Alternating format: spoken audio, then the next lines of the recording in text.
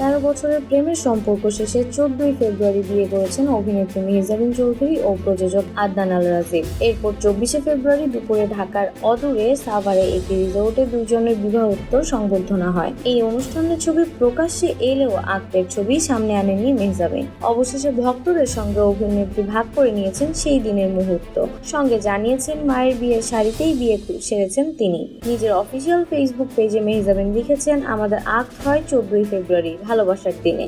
আদনান এবং আমি আমাদের পরিবারের সদস্যদের ও কাছের মানুষের উপস্থিতিতে বিবাহ বন্ধনে আবদ্ধ হলাম। আমাদের জীবনের একটি বিশেষ দিন ছিল এটি, যা আরো অর্থবহ হয়ে উঠেছিল আমাদের প্রিয় মানুষদের উপস্থিতিতে। বিশেষ এই দিনে মায়ের আক্তের শাড়ি পরা নিয়ে অভিনেত্রী আরো লিখেছেন, আমার মা তার আক্তের দিনে যে শাড়ি পরেছিলেন সেই শাড়ি আমাকে উপহার দিয়েছেন। আমার বিশেষ দিনে সেটি পরতে পারা ছিল মায়ের কাছ থেকে প্রাপ্ত সবচেয়ে সুন্দর উপহার। মেহজাবিন ও আদনানের প্রেম বিনোদন অঙ্গনে অনেকটা ওপেন সিক্রেট ছিল। দুজনকে দেশে ও দেশের বাইরে একত্রে ঘোরাঘুরি করতে দেখা গেছে। নিজেরাও কখনো কখনো নিজেদের ইনস্টাগ্রামে রোমান্টিক মুহূর্তের স্থির চিত্র পোস্ট করেছেন। ঘুরে বেড়ানোর মুহূর্তের স্থির চিত্র ফেসবুকে প্রকাশের পর দুজনকে নিয়ে গুঞ্জনের ডালপালা বাড়তে থাকে। তখনও তারা ছিলেন নীরব। কয়েক বছর আগে হঠাৎ গুঞ্জন রটে যে বিয়ে করেছেন মেহজাবিন আদনান, তারা সংসারও করছেন। এসব নিয়ে যখন কথা হচ্ছিল তখন কৌশলে তারা নিজেদের সম্পর্কের ইঙ্গিত দেন। অবশেষে গুঞ্জনই সত্যি হলো, পূর্ণতা পেল 13 বছরের প্রেম।